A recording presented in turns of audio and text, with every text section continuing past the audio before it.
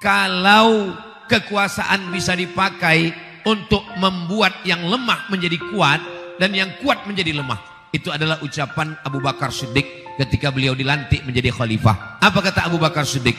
Al-qawiyyu fikum dha'ifun indi. Kalau ada di antara kamu orang yang kuat, orang kaya, pejabat, dia lemah. Kenapa? Karena saya berkuasa bisa mengambil hak orang fakir miskin dari dia. Wa dha'ifu fikum qawiyyun indi. Kalau ada di antara kamu orang yang lemah, fakir miskin, anak yatim, du'afa, dia kuat. Kenapa? Saya akan mengambilkan haknya, memberikannya kepada dia.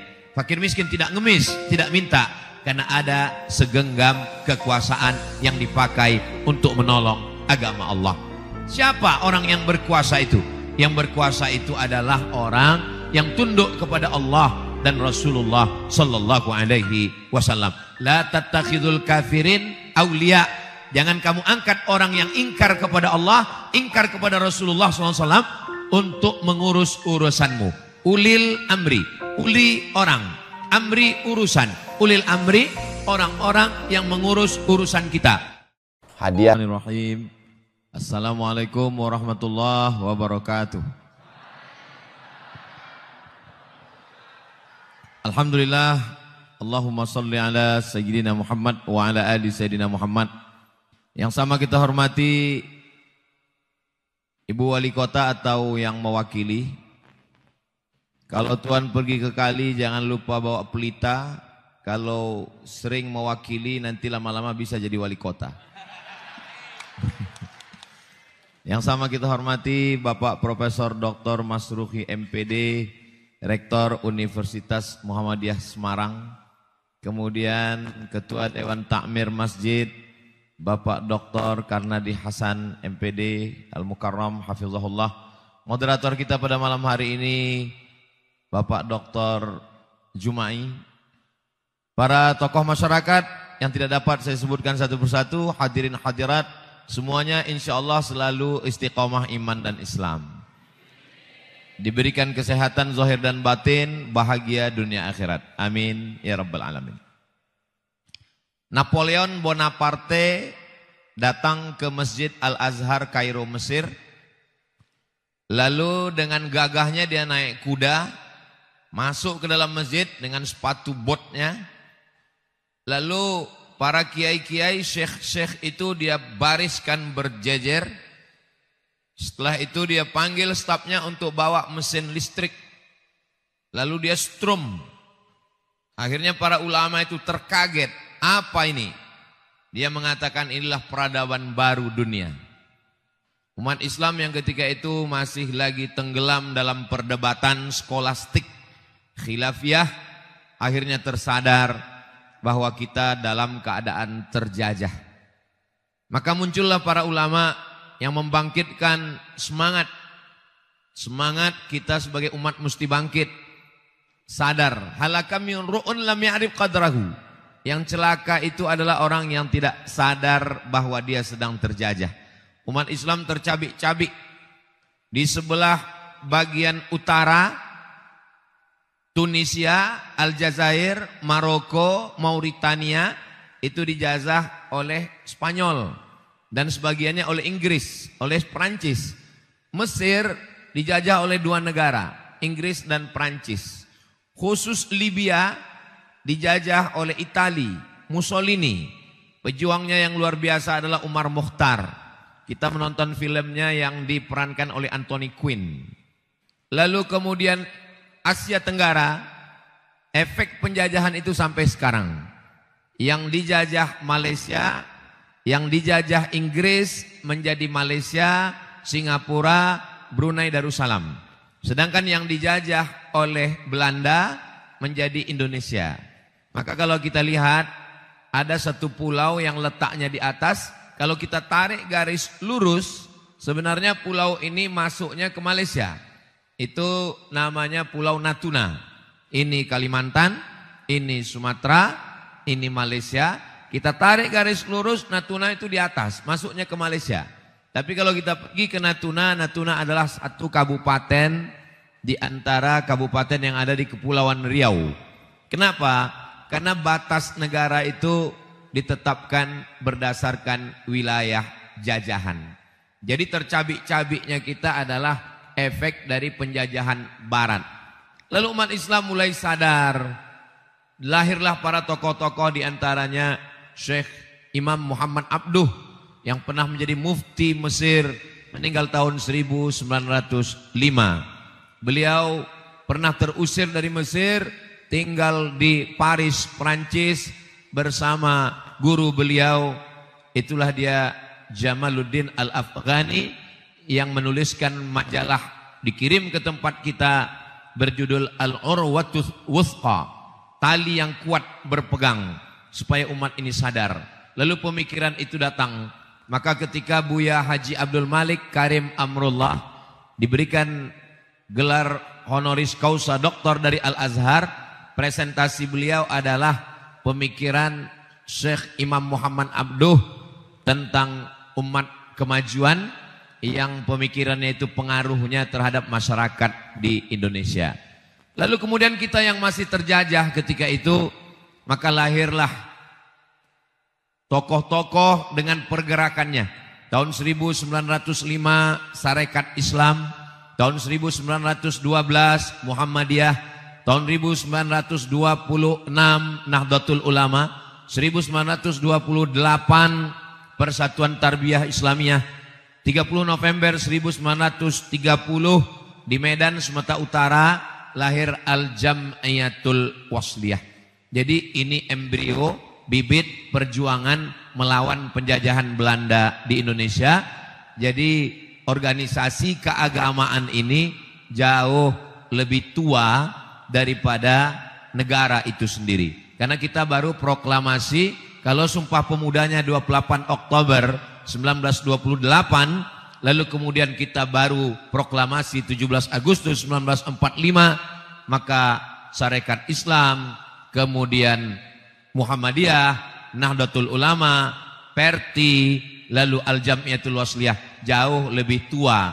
Itu kenapa negeri ini memberikan penghargaan kepada para ulama, karena kemerdekaan ini ditolong oleh para ulama. Di antaranya Kiai Haji Ahmad Dahlan, Hadratus Syekh Hasyim Asy'ari, Syekh Sulaiman Ar-Rasuli. Merekalah yang pulang dari kota suci Makkah Al-Mukarramah tidak hanya sekedar membawa fikih, akidah, akhlak, tapi juga membawa pergerakan perlawanan melawan penjajah. Sekarang kita tidak lagi berhadapan dengan Belanda. Belanda sudah pulang ke Amsterdam, yang tinggal terong Belanda. Kita tidak lagi berhadapan dengan Jepang. Jepang sudah pulang semua ke Tokyo. Begitu Hiroshima, Nagasaki diledakkan oleh Amerika. Dan kita tidak lagi berhadapan dengan Partai Komunis karena sudah dibubarkan secara institusi, tapi secara pemikiran masih tetap ada. Yang sekarang kita hadapi adalah bagaimana kemakmuran ini bisa dinikmati bersama-sama. Karena sekarang kemakmuran hanya dinikmati oleh segelintir orang. Indonesia negeri yang luar biasa. Digambarkan dalam sebuah ungkapan, untayan zamrud katulistiwa, gemah ripah loh jenawi, tongkat dan batu jadi tanaman.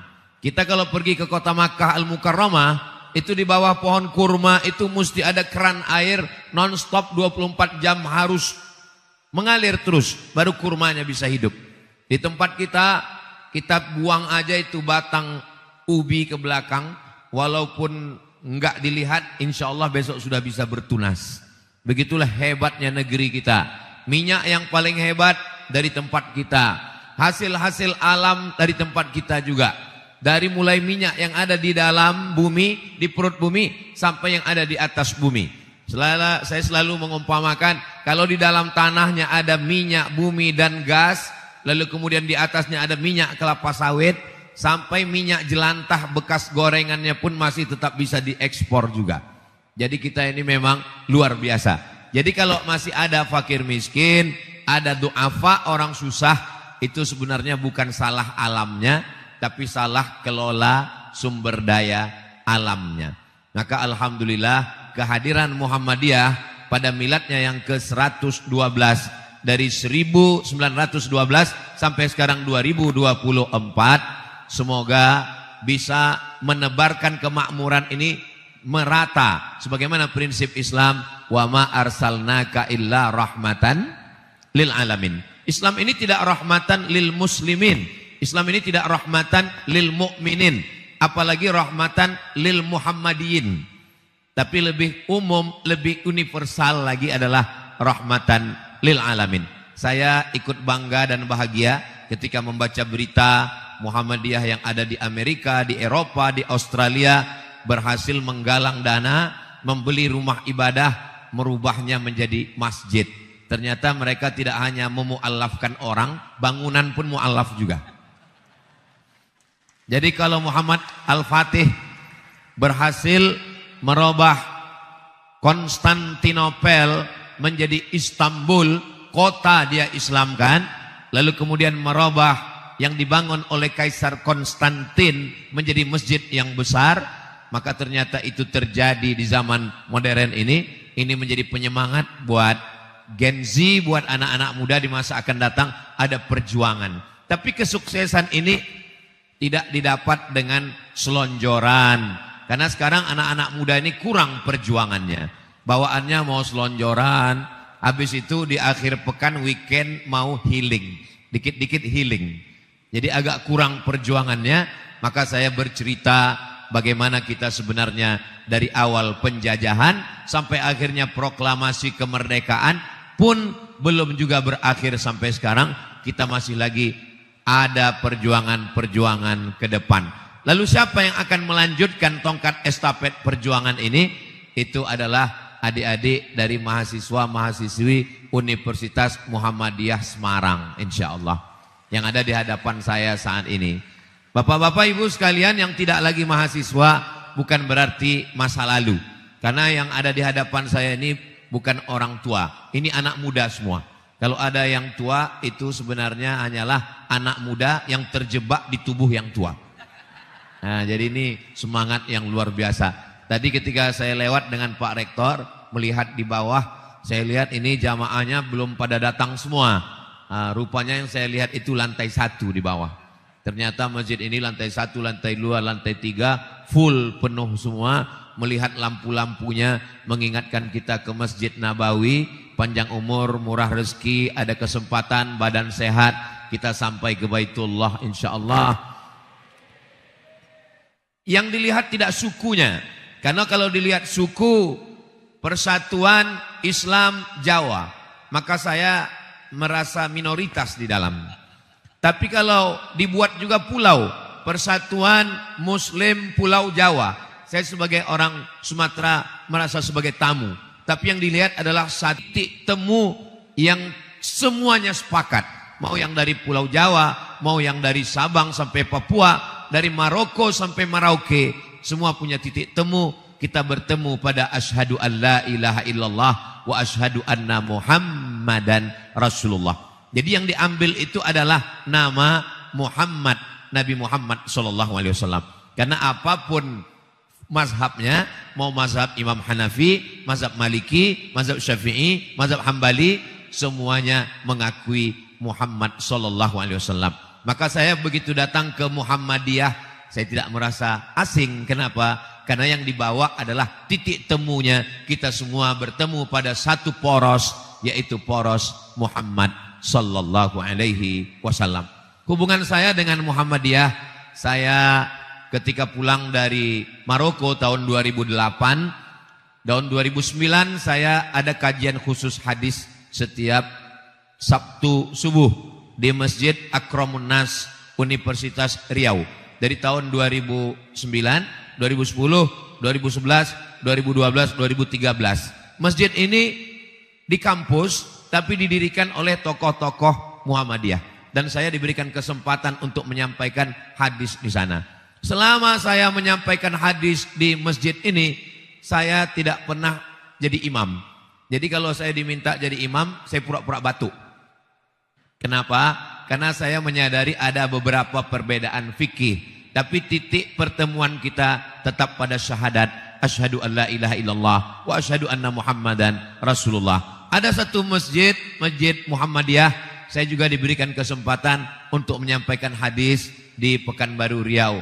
Saya fokus pada hadis karena kebetulan saya belajar di Darul Hadis di Maroko, lalu kemudian melanjutkan S3-nya juga dalam bidang jurusan hadis di Universitas Omdurman Islamic University. Dan saya banyak berteman dengan sahabat-sahabat Pak Din Samsudin, lalu kemudian Ustadz Salim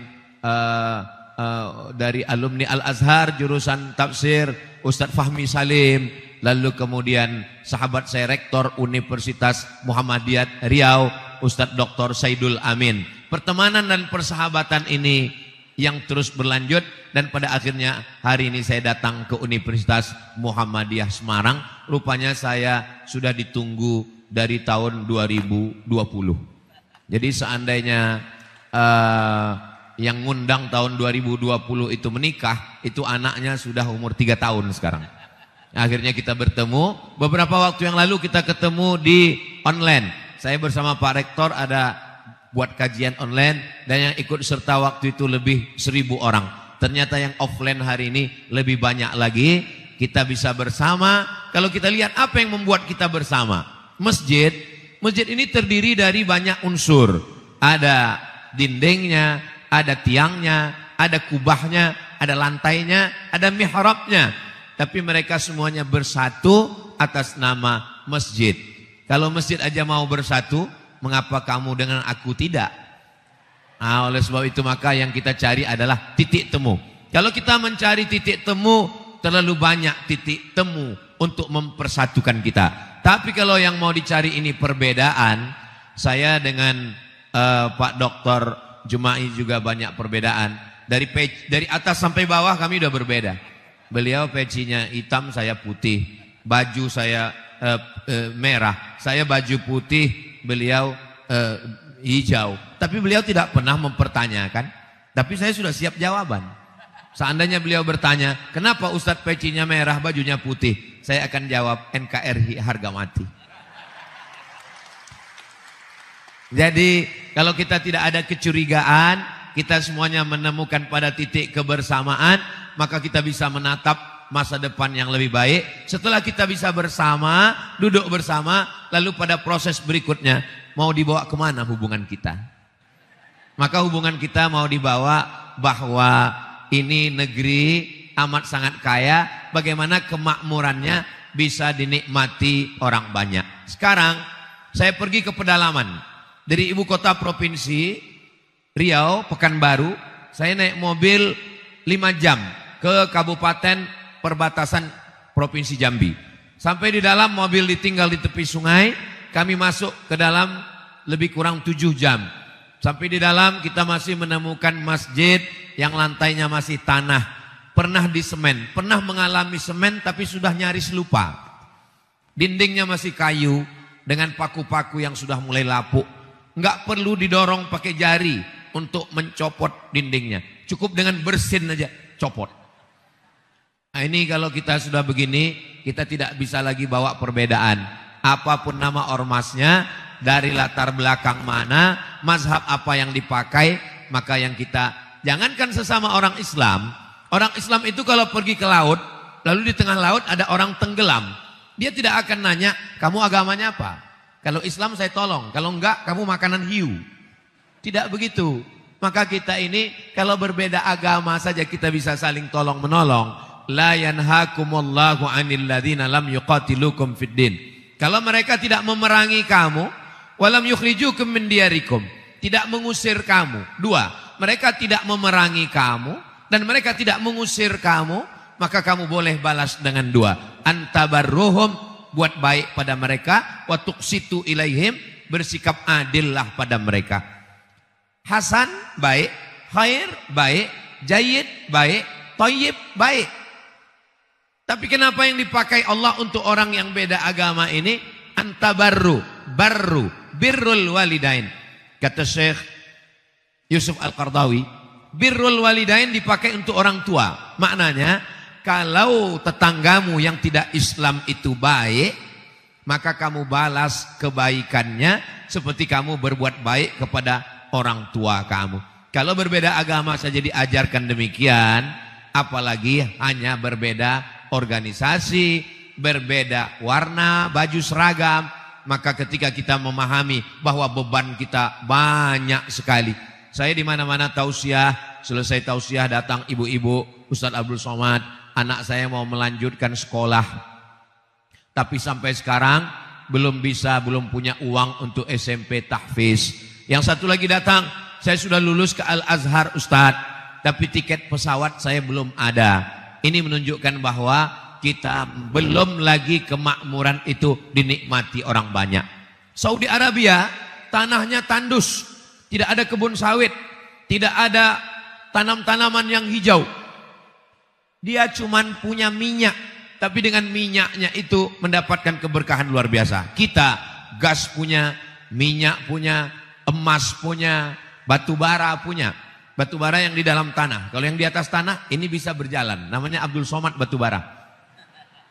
Saudaraku yang dimuliakan Allah Subhanahu wa taala, maka perjuangan kita sesuai dengan kemampuan kita masing-masing. Kalau kita punya darah politik, maka silakanlah berjuang dengan kekuasaan. 1000 fatwa tentang lokalisasi, mohon maaf, menjijikkan. Diucapkan saja kotor, apalagi dilakukan. 1000 fatwa mengatakan haram, haram, haram. Tapi dengan satu tanda tangan kepala daerah, itu amat sangat bermakna. Itulah kenapa politik bagian dari Islam. Fikih itu ada namanya fikih ibadah. Salat, zakat, puasa, haji, umrah. Tapi ada juga fikih muamalah. Gadai, jual beli, mudharabah bagi hasil, murabahah permodalan syariah. Tapi juga ada namanya fikih siasah. Ditulis oleh Imam Al-Mawardi. Satu kitab khusus, meninggal tahun 450 Hijrah. Judulnya Al-Ahkam As-Sultaniyah. Hukum hakam yang terkait dengan kekuasaan politik. Artinya apa? Umat Islam mengatur politik. Kalau kekuasaan bisa dipakai untuk membuat yang lemah menjadi kuat dan yang kuat menjadi lemah. Itu adalah ucapan Abu Bakar Siddiq ketika beliau dilantik menjadi khalifah. Apa kata Abu Bakar Siddiq? Al-qawiyyu fikum dha'ifun indi. Kalau ada di antara kamu orang yang kuat, orang kaya, pejabat, dia lemah. Kenapa? Karena saya berkuasa bisa mengambil hak orang fakir miskin dari dia. Wa dha'ifu fikum qawiyyun indi. Kalau ada di antara kamu orang yang lemah, fakir miskin, anak yatim, du'afa, dia kuat. Kenapa? Saya akan mengambilkan haknya, memberikannya kepada dia. Fakir miskin tidak ngemis, tidak minta, karena ada segenggam kekuasaan yang dipakai untuk menolong agama Allah. Siapa orang yang berkuasa itu? Yang berkuasa itu adalah orang yang tunduk kepada Allah dan Rasulullah sallallahu alaihi wasallam. La tattakhidul kafirin auliya. Jangan kamu angkat orang yang ingkar kepada Allah, ingkar kepada Rasulullah sallallahu alaihi wasallam untuk mengurus urusanmu. Ulil amri, uli orang, amri urusan. Ulil amri orang-orang yang mengurus urusan kita. APBD diambil dari APBN, berapa persen yang dipakai untuk listrik pinggir jalan, berapa yang dipakai untuk masjid, berapa yang dipakai untuk pendidikan, berapa persen untuk pendidikan dasar, maka mereka yang punya kekuasaan tanda tangan. Kita tidak tinggal di kerajaan Demak, kita tidak lagi tinggal di kerajaan Majapahit, kita tinggal di negara demokrasi. Dalam dunia demokrasi, maka siapa yang paling banyak memilih, maka dialah yang punya kekuasaan. Maka dalam dunia demokrasi, suara terbanyak adalah suara Tuhan. Jadi kalau ada 5 mahasiswa, 10 laki-laki 5, perempuan 5, ada 10 mahasiswa. Lalu mereka menerapkan demokrasi sampai sore azan maghrib. Lalu mereka mau terus main bola atau sholat, pakai demokrasi. Lalu kemudian setelah di voting, yang 9 mengatakan hayya alal bola, sedangkan yang 1 mengatakan hayya alas sholah. Maka saat itu suara Tuhan adalah suara yang terbanyak. Kalau begitu yang menang adalah bola, tinggalkan sholat. Lalu orang akan mengatakan ini demokrasi jahat. Yang jahat sebenarnya bukan demokrasi, tapi orang yang mengisi demokrasi. Oke, sekarang kita balik. 10 orang, yang 9 sudah ngaji di Masjid At-Taqwa. Lalu kemudian ketika di voting, ada 10, kita voting pakai sistem demokrasi. Ini kita mau bola atau sholat. Lalu kemudian yang 9 mengatakan kita sholat. Habis sholat baru main bola. Maka yang menang adalah yang sholat. Jadi yang salah bukan sistemnya, tapi yang salah itu adalah orangnya. Maka disinilah peran kita sebagai universitas, kampus, pendidikan, pondok pesantren, perjuangan kita. Bagaimana mencetak politisi, politikus, aktivis yang ke depan akan menjadi para pemimpin di masa akan datang. Oke, masa lalu tidak bisa kita ulang kembali. Siapapun yang mendaftar sekarang untuk dipilih pada tanggal 27 November itu tidak bisa diulang kembali. Tapi untuk 10 tahun, 20 tahun akan datang, ini di hadapan saya ini ada calon gubernur, calon menteri, calon presiden, calon direktur rumah sakit, dokter spesialis. Maka mereka inilah yang akan menjadi tongkat estafet meneruskan perjuangan dakwah di masa akan datang. Kalau dari awal ini dia sudah baik, maka insya Allah suaminya baik, istrinya baik, anaknya baik, masyarakat kecil yang baik. Kalau masyarakat kecilnya baik, masyarakat besarnya baik, maka secara sistem sosiologi, suami baik, istri baik, anak baik, keluarga kecil yang baik, berkumpul beberapa keluarga kecil yang baik, menjadi masyarakat yang baik. Kalau masyarakatnya sudah baik, maka negerinya pun akan menjadi baldatun, thayyibatun, wa rabbun ghafur. Jadi selama belajar di Universitas Muhammadiyah Semarang, yang laki-laki Masya Allah tempatnya juga spesial. Laki-laki khusus laki-laki semua, perempuan khusus perempuan semua. Kenapa dalam ajaran Islam laki-laki ini dipisah dengan perempuan? Karena laki-laki kalau terlalu sering dekat dengan perempuan akan hilang kelelakiannya. Cobalah lihat oknum artis-artis, penata tari, penata busana yang terlalu sering dekat dengan perempuan, akhirnya dia pun lupa dirinya laki-laki apa perempuan. Yang awalnya tegas, kesini sebentar. Begitu sudah berapa lama? Sebentar ya. Jadi kalau ada orang mengatakan, kenapa dalam pendidikan Islam itu dipisah laki-laki dan perempuan? Untuk mempertajam instingnya. Saya pergi ke rumah makan. Makanan begitu banyak, enak-enak semua. Ternyata orang yang bekerja di rumah makan, itu di belakang di dapur dia cuma makan nasi dengan tahu, tempe. Pas ditanya, kenapa? Kami ini udah tiap hari ngurus makanan sampai kehilangan selera makan. Ada yang lebih berbahaya. Orang yang setiap hari ngurus perempuan sampai akhirnya hilang selera terhadap perempuan. Itu maka dalam pendidikan ini amat sangat penting. Kenapa perempuan dalam Islam itu ditutup? Kita pergi di pinggir jalan. Nggak usah jauh-jauh di pinggir jalan. Yang ada di hadapan saya ini sekarang, walaupun adik-adik tidak melihat, ini di balik bunga yang mekar indah ini ada anggur satu piring.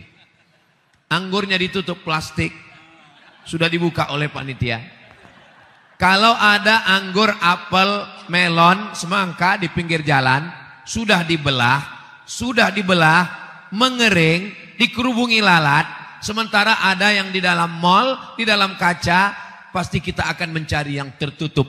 Begitulah perumpamaan perempuan yang tertutup. Ini yang di hadapan saya ini adalah ini gadis-gadis yang sedang disimpan dalam etalase semua.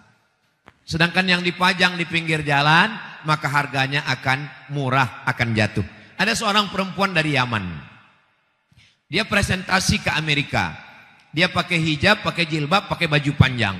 Lalu kemudian orang di Amerika ngejek dia. Kata orang di Amerika, lambang peradaban itu adalah ketika berani membuka diri. Termasuk membuka pakaian. Kalau kamu berani membuka rambut kamu, membuka sebagian tubuh kamu, kamu adalah orang yang maju. Maka perempuan Yaman ini tersenyum. Kalau standar kemajuan dari terbuka, maka yang paling maju adalah monyet. Karena dia terbuka semuanya.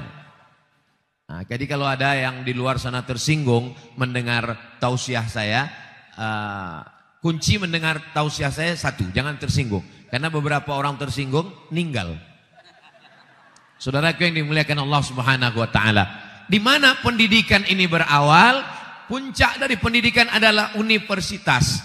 Dalam Islam yang namanya masjid, ada sholat Jumatnya namanya jami'. Maka disebut dengan takmir masjid at-taqwa, masjid jami'. Jami' ada sholat Jumatnya. Universitas bahasa Arabnya jami'ah. Tinggal menambah ta marbutoh. Maksudnya apa? Dari masjid menjadi universitas. Makanya amat sangat mengherankan kalau ada universitas nggak punya masjid. Karena dalam Islam universitas itu berawal dari masjid. Masjid Al-Azhar.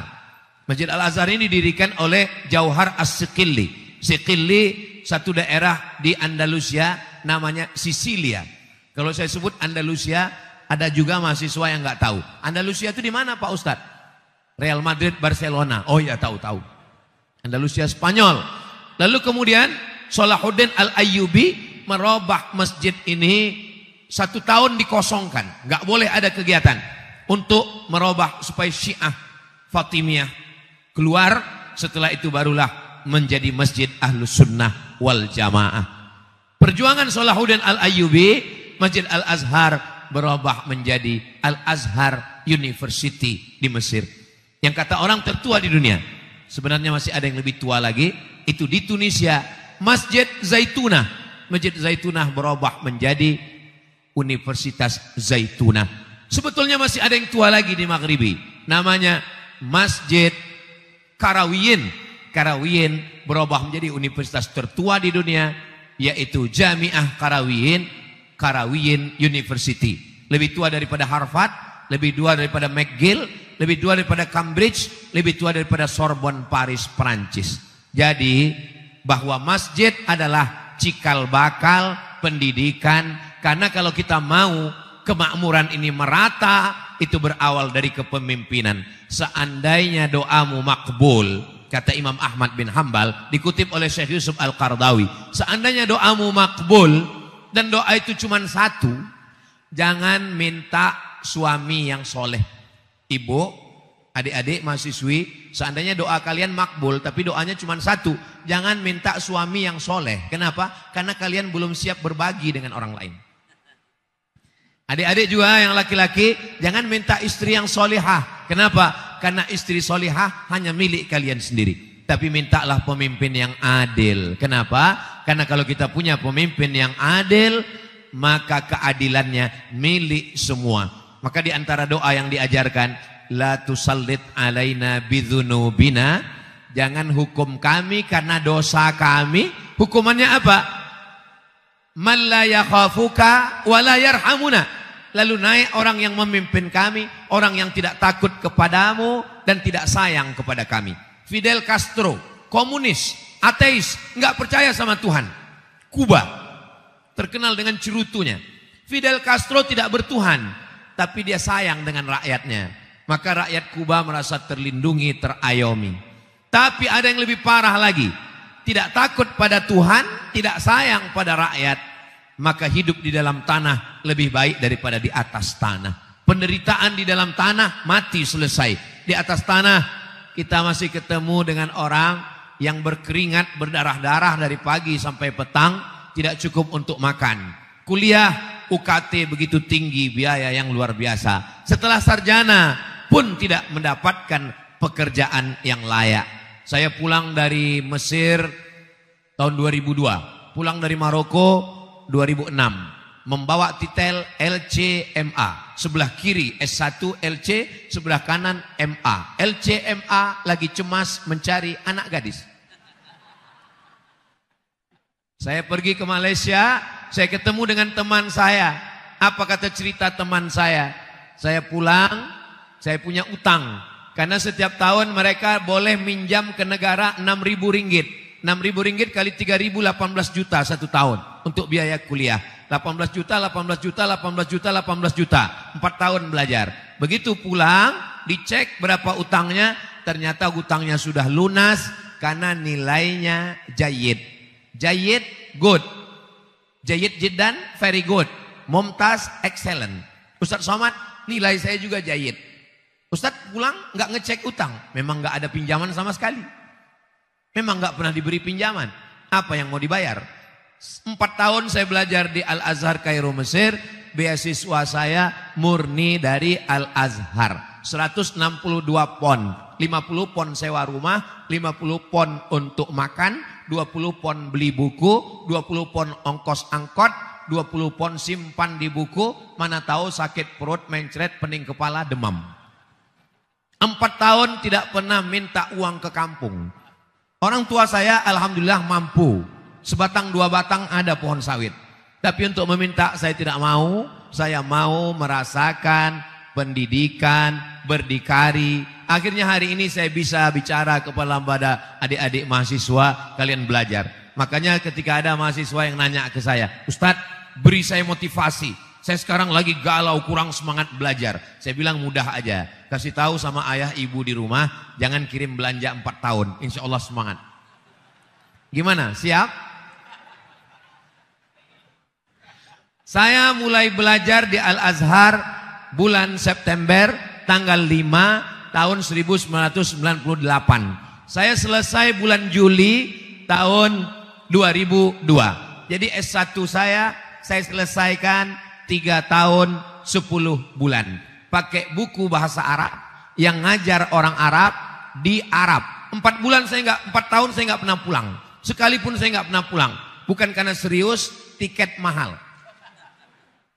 Makanya saya kalau ketemu dengan mahasiswa, ketika ditanya, kamu semester berapa? Semester berapa? 4. Kok nggak sesuai sama mukanya? 14 Pak Ustadz. Kenapa bisa begini? Apa yang terjadi? Saya setelah selesai S1 selalu mencari info di internet. Saya pemburu beasiswa. Lalu selama Ustadz belajar itu tambahan biaya makannya dari mana? Musim haji kami naik kapal laut 3 hari 3 malam menyeberang Laut Merah. Dari terusan Suez sampailah kami ke Jeddah. Di Jeddah bekerja. Berbagai macam pekerjaan dilakukan untuk apa? Untuk mencari sesuap nasi dan segenggam berlian. Untuk belajar supaya tidak minta ke kampung, minta kepada orang tua. Apa pengalaman Ustadz selama bekerja melayani ibadah jamaah melaksanakan haji? Bapak haji dan ibu hajah yang dilepas dari kampung dengan zikir dan doa, dengan wibawanya, itu ketika sampai di tanah suci seperti kuda lepas kandang. Saya menyambut di airport. Selamat datang Bapak. Di zaman saya itu koper, semua koper itu tidak dibawa langsung oleh jamaah. Tapi ada aturan baru, kopernya langsung ke bis, dari bis nanti langsung diterima di hotel. Begitu mereka mendarat di bawah, yang pertama dia cari adalah mahasiswa yang ngurus. Siapa mahasiswa yang bertanggung jawab? Di pintu airport saya katakan, saya mahasiswa yang bertanggung jawab. Mana koper saya? Koper Bapak naik langsung ke bis, nanti diterima di kamar hotel. Langsung dia tarik kerah saya. Kalau hilang kamu tanggung jawab. Saya masih ingat. Mungkin dia udah lupa. Kalau dia nonton acara ini, dia akan tersenyum. Apa kerja kami? Melayani jamaah haji. Jamaah haji ini ngomongnya Masya Allah, Tabarakallah. Kalau sudah pulang dari tanah suci. Tapi selama di sana pengalaman kami, ketika kami sedang lagi kerja-kerja, datang. Sudah lama jadi TKI. TKI ini bukan hina. Mereka pahlawan devisa. Mereka bayar pajak. Tapi saya nggak ngomong gitu karena masih mahasiswa, masih takut. Sudah lama jadi TKI. Saya mahasiswa Pak. Di mana belajarnya? Di Maroko. Belajar apa? Belajar Islam. Kayak nggak ada aja orang Islam di Indonesia. Belajar apa di sana? Belajar Islam. Ngapain jauh-jauh ke Maroko? Saya S2 Pak. Kayak nggak ada S2 aja di Riau. Saya bilang ada Pak. Cuman biayanya 1 semester 7,5 juta. Sidang terbuka 10, tertutup 15. Buka tutup 25. Saya ini pemburu yang gratis. Di mana tadi kamu belajar? Di Maroko Pak. Maroko itu dekat dari Merauke.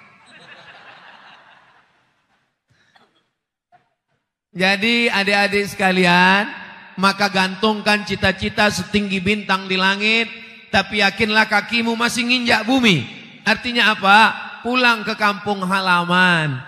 Ini negeri kita. Baldatun thayyibatun wa rabbun ghafur. Ustadz dulu ketika kuliah apa yang Ustadz pikirkan? Yang saya pikirkan simple aja. S1, S2, S3, saya punya ijazah. Nanti saya ngelamar jadi dosen di Malaysia, Brunei Darussalam. Saya ngajar, punya mobil, punya rumah, liburan, selesai. Tapi ternyata setelah tamat, hidup tidak sesederhana itu, Besti. Kalau saya cuman di kampus, lalu yang mendakwah ke pedalaman, masih ada yang nyembah pohon kayu, nyembah batu, nyembah hantu. Lalu bagaimana dengan anak yatim, fakir miskin? Maka saya tetap ngajar di kampus. 6 bulan sekali saya tetap memberi kuliah umum di University Islam Sultan Syarif Ali Brunei Darussalam, di University Malaysia Sabah, di University Islam Malaka Unimel. Karena perjanjian saya kontrak 2 tahun, setiap 6 bulan sekali saya nggak sanggup masuk kelas, saya beri untuk kuliah umum. Lalu kemudian di beberapa kampus saya ingin ketemu dengan mahasiswa-mahasiswa supaya saya nanti kalau mereka jadi orang, jadi manusia, orang hebat, mereka pernah kenal. Walaupun saya bukan dosen mereka, tapi pernah memberikan kuliah kepada mereka. Dan saya ucapkan terima kasih ke Universitas Muhammadiyah Semarang yang sudah mempertemukan saya dengan Bapak Ibu sekalian. Saya yakin dan percaya nanti akan ada dokter spesialis punya kenangan terindah. Yang malam ini belajar 20 tahun akan datang. Mereka akan menjadi pejabat, menteri kesehatan, kepala dinas, kepala badan, kepala kantor. Istrinya akan bertanya, kamu kuliah di mana dulu? Universitas Muhammadiyah Semarang. Selama kamu kuliah itu apa yang paling berkesan?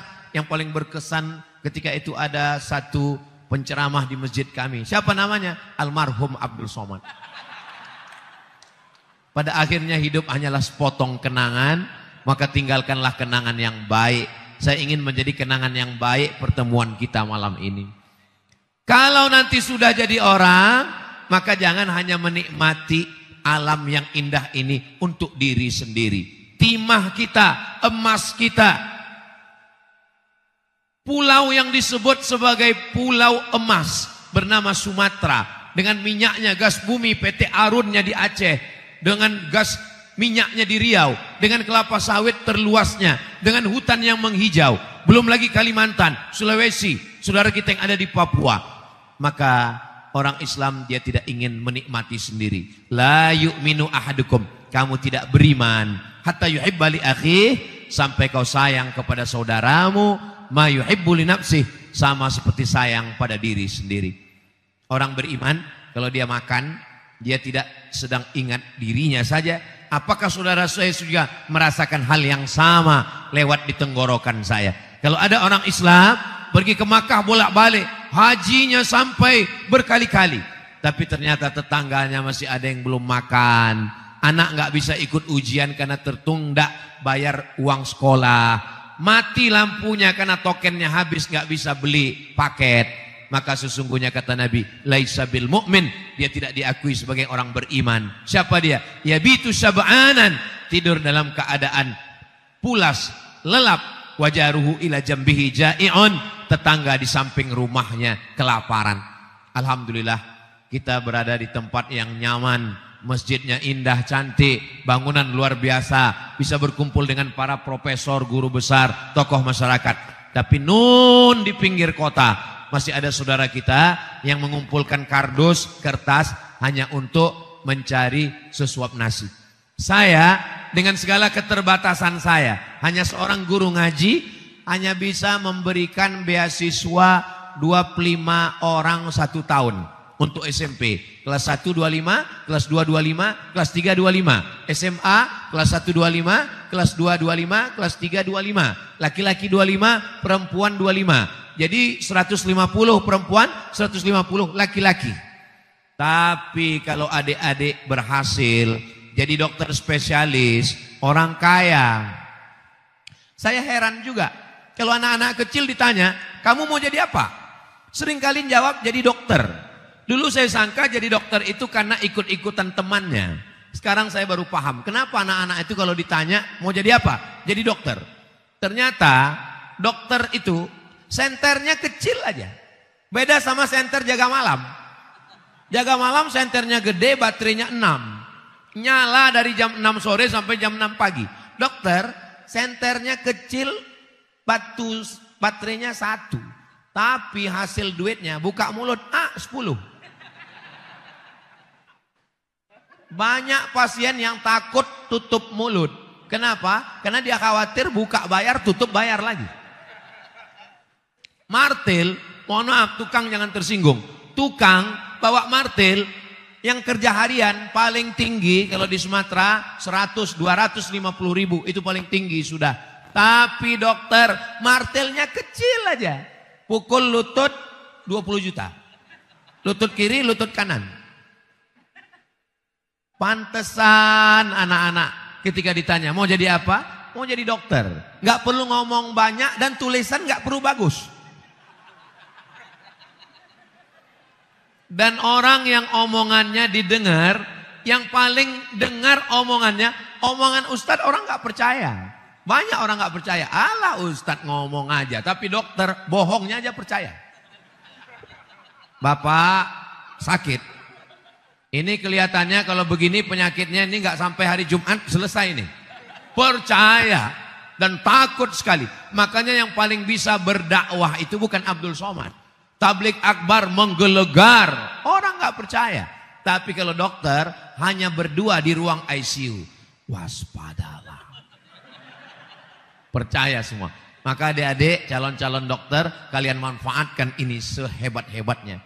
Nanti kalian kalau ketemu pasien, sampaikan semua hartamu wakafkan karena kamu akan mati. Orang percaya.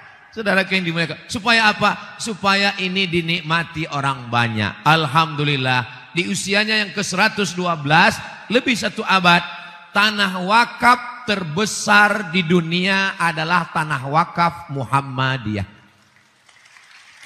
Ustadz tahu dari mana? Saya kan nonton videonya. Kalau adik-adik belum ada dapat nanti saya share. Tentang tanah wakaf yang begitu luas. Kenapa? Karena dikelola dengan manajemen berjamaah. Sendiri, individu, nggak bisa buat apa-apa. Islam ini tidak bisa berjalan one man show.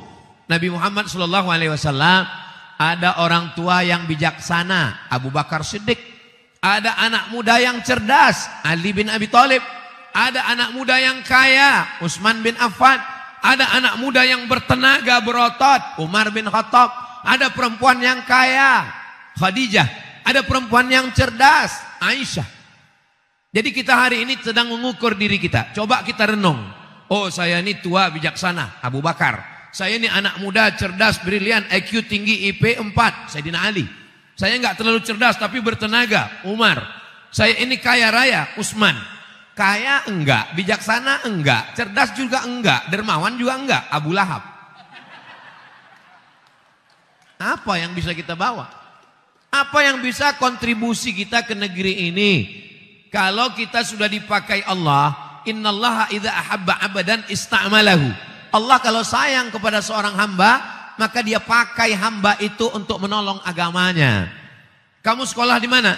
Saya di Fakultas Usuluddin, penghuni surga. Kamu di fakultas apa? Saya Fakultas Syariah, Ahlul Jannah. Kamu fakultas apa? Saya Fakultas Sains Teknologi, neraka jahanam. Padahal ilmu kedokteran, ilmu sains, teknologi, pengobatan, ini semua datang dari Allah Subhanahu wa taala. Pakailah kemampuan itu. Kalau sudah dipakai Allah menjadi dokter, menjadi teknisi, menjadi hakim, menjadi pengacara, pakai itu untuk menolong agama Allah. Supaya apa? Supaya kemakmuran ini bisa dinikmati orang banyak, tidak hanya segelintir orang. Negeri yang besar ini ternyata hanya dikuasai hanya beberapa person, konglomerasi, sentralisasi. Padahal kita mau dia merata. Kalaupun kaya dengan miskin tetap ada. Sunnatullah, ada fakir, ada miskin. Tapi jangan sampai jurangnya itu begitu jauh.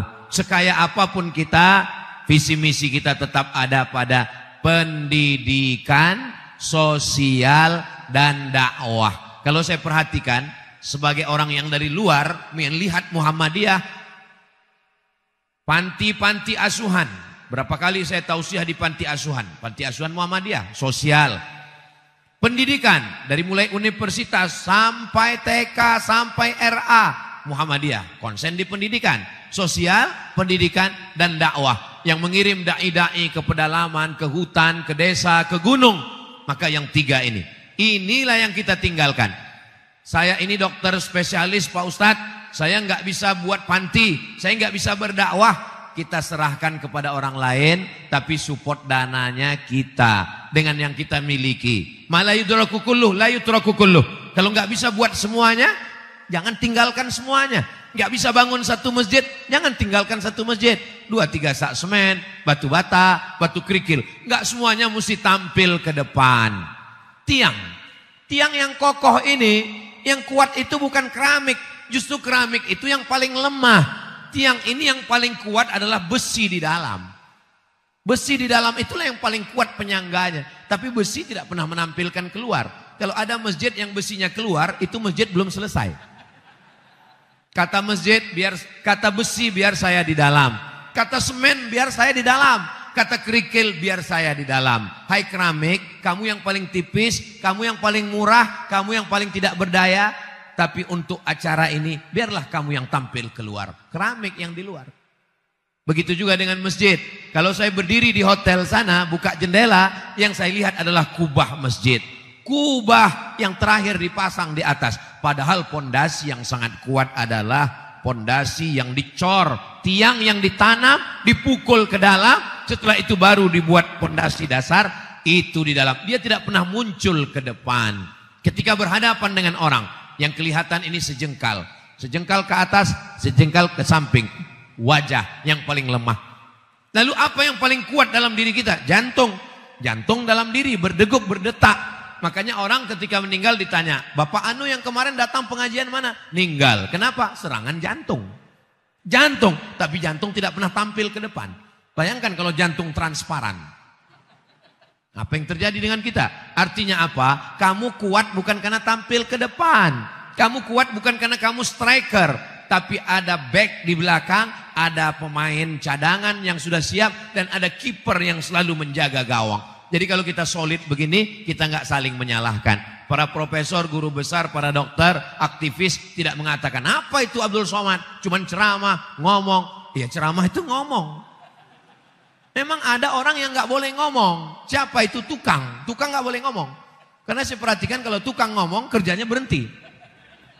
Tapi ada orang yang memang wajib ngomong. Kalau dia nggak ngomong, dia makan haram.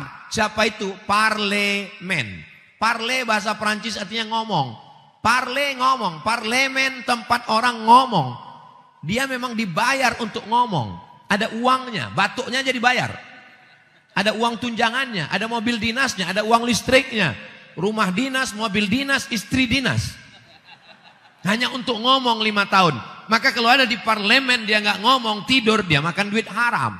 Minta ampunnya kalau dia DPRD kabupaten kota, dia minta maafnya ke satu kabupaten. Kalau DPR RI satu Indonesia, dia akan mencari di padang mahsyar. Inilah orang-orang yang dikatakan Nabi, ya'ti yaumal qiyamah, nanti ada orang yang datang menghadap Allah pada hari kiamat. Apa?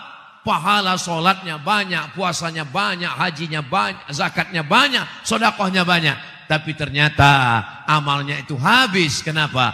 Karena diambil oleh orang-orang yang dia aniaya, yang dia zolimi, anak yatim, fakir miskin, du'afa, janda-janda, yang tua-tua saja. Yang muda bisa buka usaha, Bapak Ibu di kampus bisa buka, dosen-dosen, training for trainer. Apa yang bisa kita lakukan? Oh ini dia nyuci, mohon maaf, dari rumah ke rumah. Bisa dibukakan kursus laundry kecil-kecilan. Lalu dimintakan ke Basnas, Badan Amil Zakat Nasional, untuk modalnya. Orang nggak mau bayar zakat dengan kekuasaan politik. Pegawai, kantor, dinas, BUMD, BUMN, zakat potong atas. Bisa. Siapa yang nggak bisa? Dengan kekuasaan di ujung jari, di ujung tangan. Itulah pentingnya memilih orang-orang dan mempersiapkan orang. Kampus Universitas Muhammadiyah Semarang mempersiapkan, bukan hanya mempersiapkan tenaga medis, dokter, bukan hanya mempersiapkan dokter spesialis, tapi juga mempersiapkan calon pemimpin masa depan supaya kemakmuran ini merata, dapat dinikmati oleh semua anak bangsa, terlepas dari berbagai suku dan agama di Indonesia, insya Allah. Amin ya rabbal alamin. Saya sudah bicara dari jam 8:30, sekarang jam 9:15. Ada 15 menit lagi kalau memang waktunya 1 jam, karena di mana-mana saya ngomong 600 ml. Tapi karena botolnya kecil, Surya Tirta, produk asli. Apapun acaranya, minumlah Surya Tirta. Hubungi nomor kontak berikut. Membangkitkan ekonomi umat. Saya kembalikan ke moderator. Terima kasih. Wassalamualaikum warahmatullahi wabarakatuh.